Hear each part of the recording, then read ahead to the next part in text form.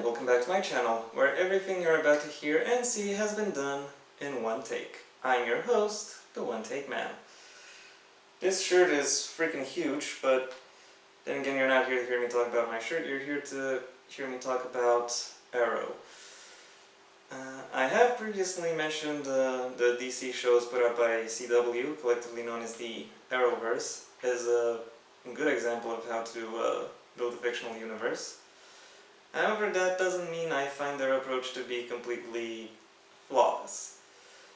There is one thing I'd like to address, and I'm not ever going to focus on the Arrowverse as a whole. I'm really going to focus on the only show of the Arrowverse that I actually watched, and that is Arrow. Everything else I know from reading articles and following up on reviews.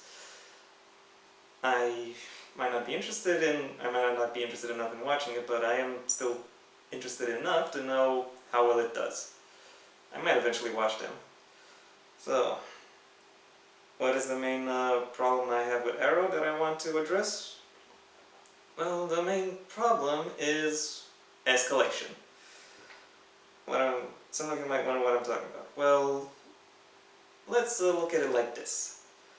In Season 1, the main plot is a businessman wants to use his connections to destroy part of the city.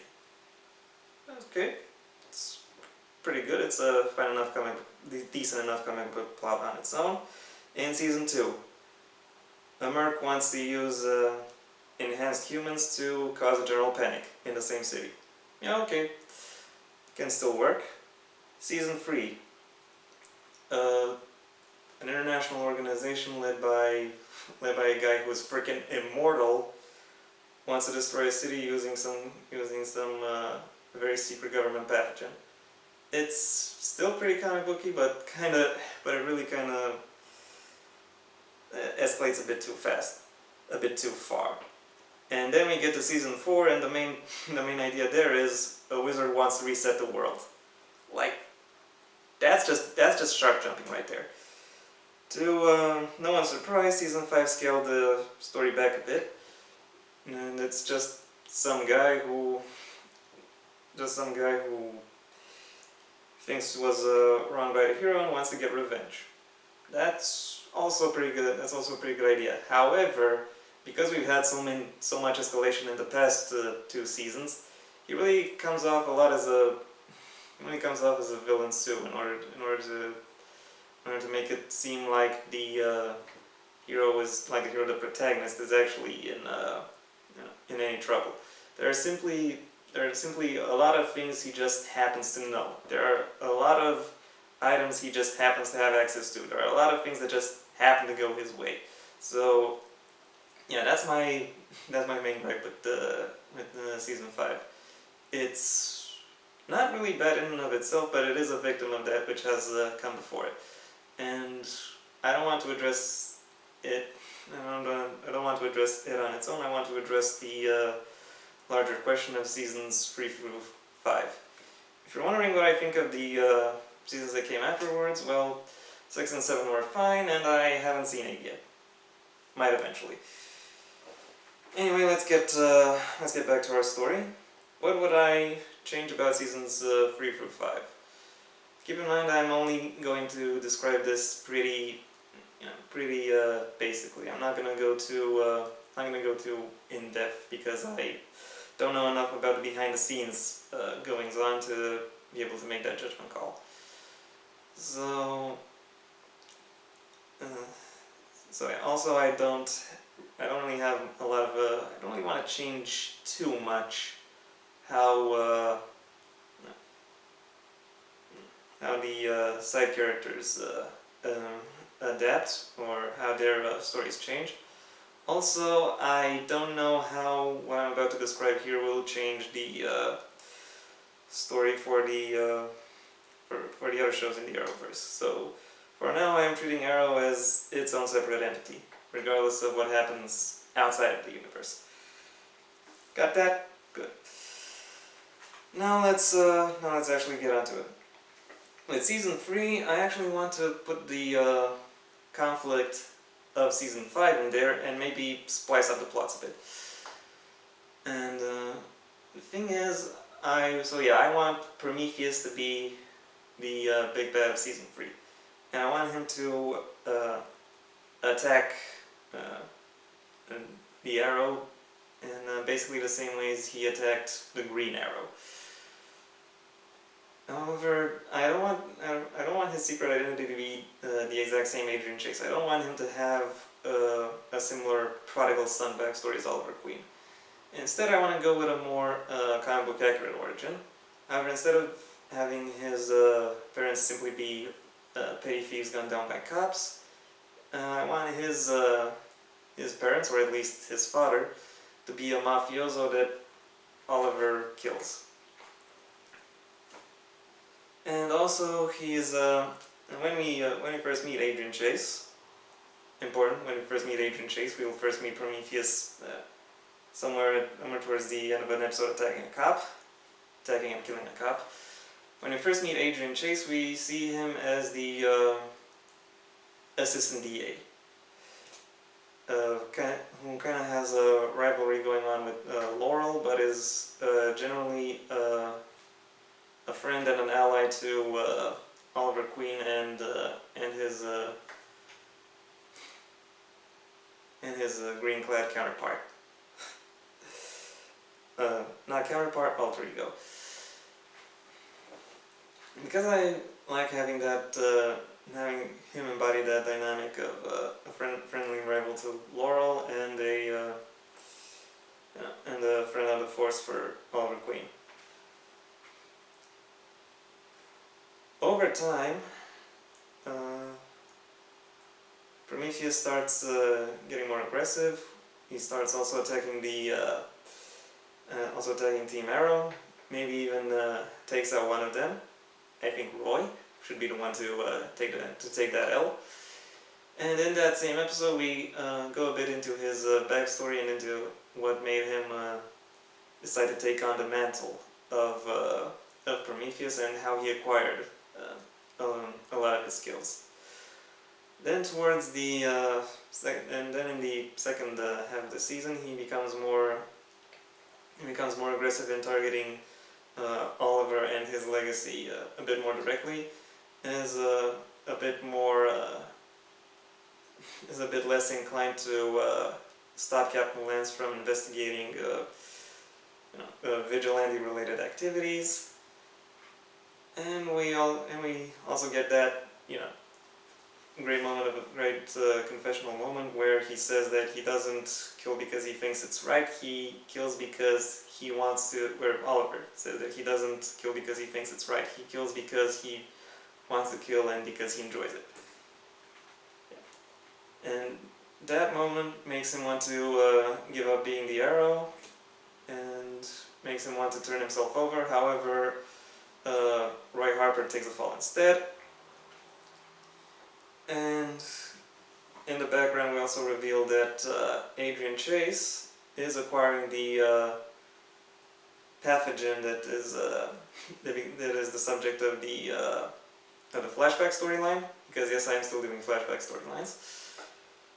And he decides to use this against the city Oliver has taken upon himself to protect.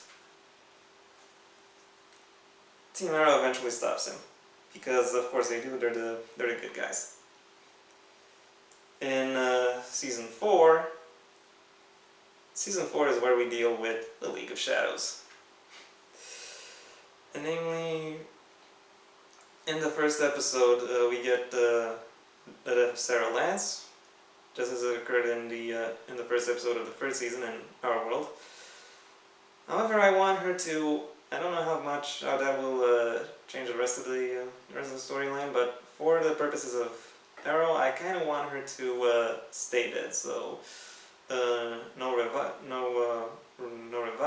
no alternate universe, no clone. She's just dead. She's just gone. Her role in this world is out, or her role in this show is done. And in the first half of this First half of this season will be split into 3 parts. Part 1, Oliver runs his campaign running a campaign to be elected as mayor. His main his main political opponent here is Malcolm Merlin.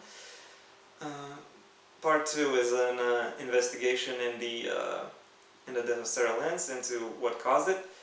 And part 3, the League of Shadows starts to involve itself into the city, with its ultimate goal being to tear it apart.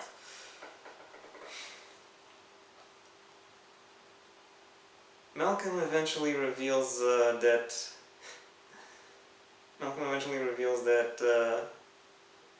Fia did it. However, it wasn't actually Fia; it was a body double. However, he shows this to Oliver, and he tells him that if he doesn't come up to defend the honor of his sister in front of the league, he'll just let her die. Even though Oliver knows that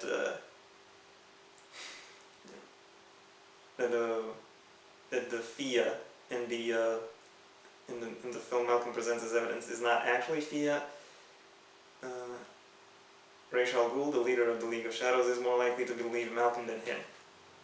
So, Ra's al Ghul and Oliver fight.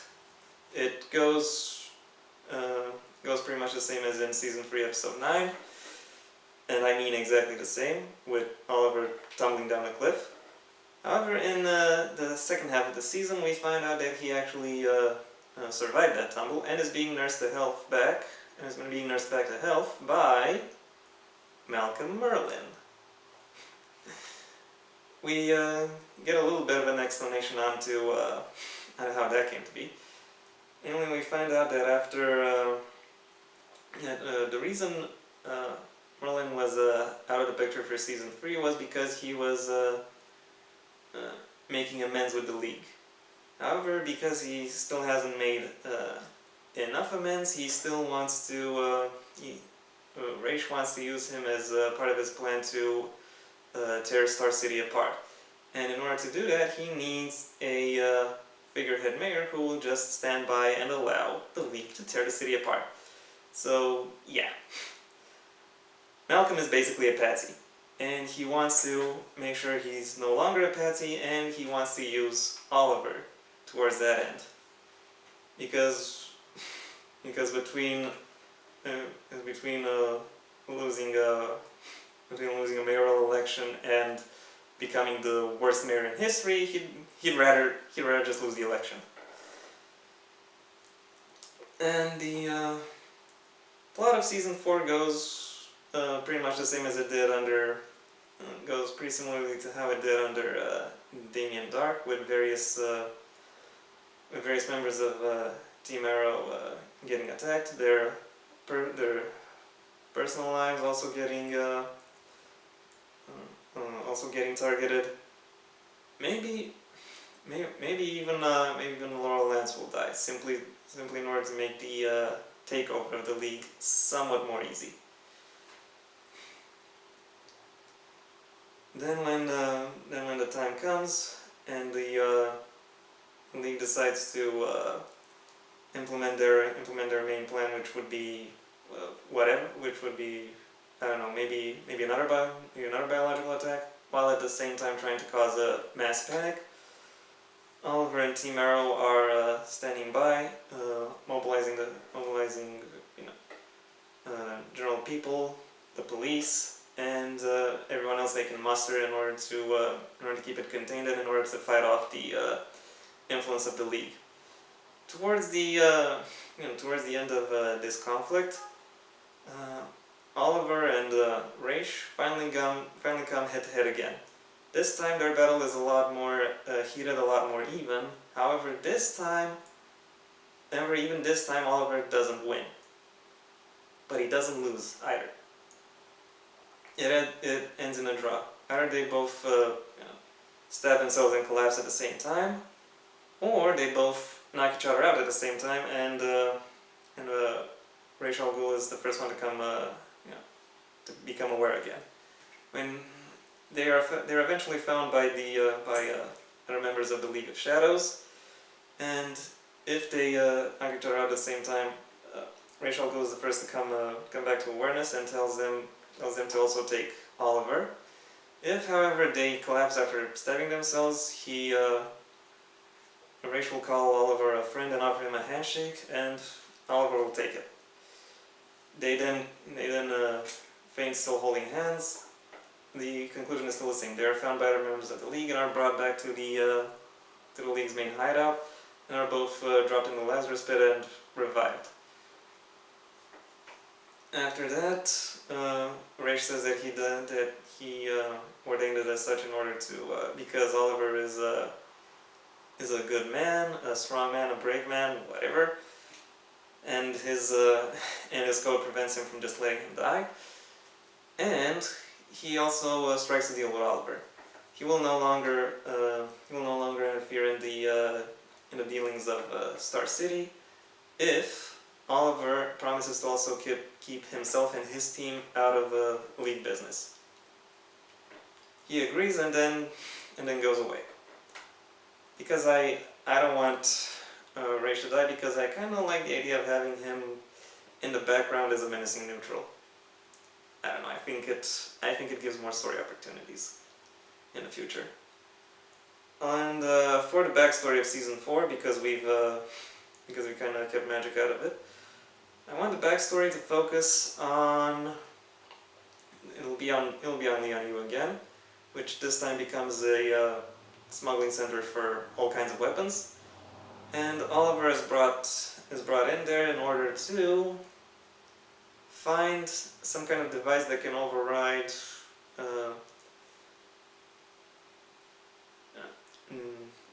safety features put in place to prevent accidental nuclear launches.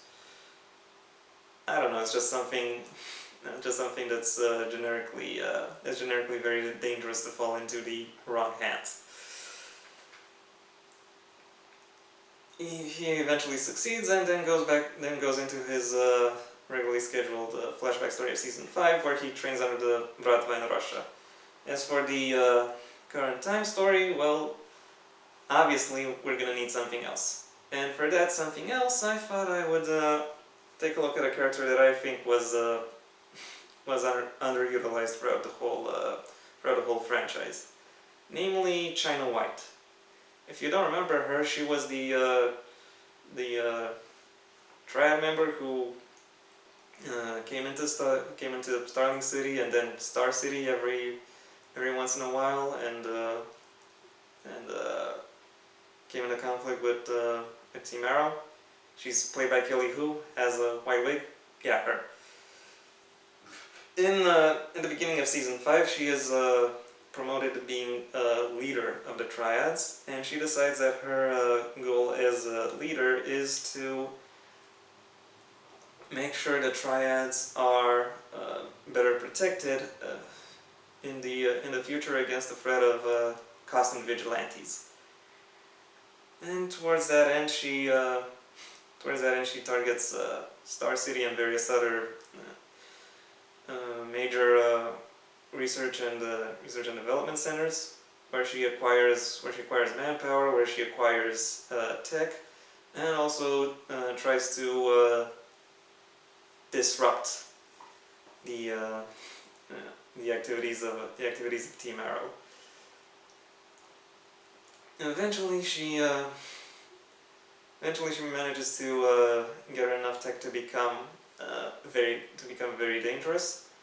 However, Team Arrow manages to track down her activities and goes to the storage place in China where she keeps all the stuff she gathered. They get in, manage to destroy it, maybe not all of it, but enough to cripple her initiative. And because of this failure, she is out from her position as a triad leader. And so obviously she's enraged, and she decides to use the tech she still has available and the people who are still loyal to her to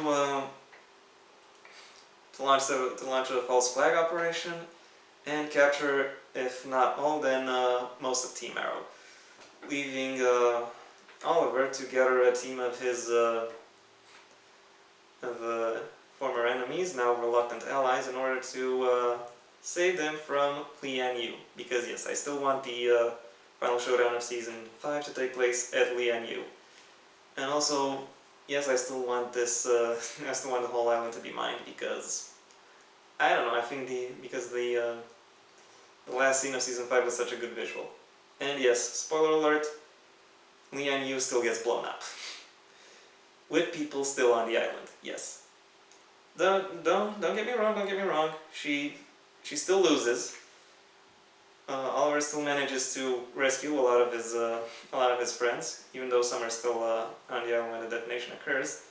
However, she manages, after she is captured, to in one final act of pettiness, to deliver a fuck you and trigger the island's detonation. And then the show goes back into its regularly scheduled flow with Season 6, 7, and 8. So, yeah. That's grossly defined, that's how I would rewrite the third, fourth, and fifth seasons of Arrow. I hope you enjoyed it. Let me know if you did. There's a like for that. If you have anything you'd like to add, be it suggestion, be it insults, you have the comment section. And if you would like to, if you would like to be told whenever I post a new video, well, there's a subscribe button for that, and a bell if you also want to find out. If you also want to find out, if you also want YouTube to tell you more directly. Thank you very much for your attention, and until next time, I have been the One Take Man.